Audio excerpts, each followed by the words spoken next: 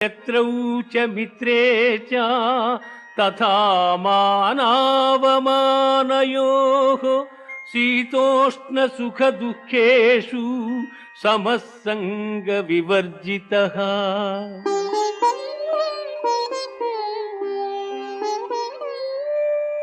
తుల్య నిందాస్తుతిర్మౌని సంతుష్టో ఏన కేనచిత్ అనికేతః స్థిరమతిః భక్తిమాన్ మే ప్రియో నరః.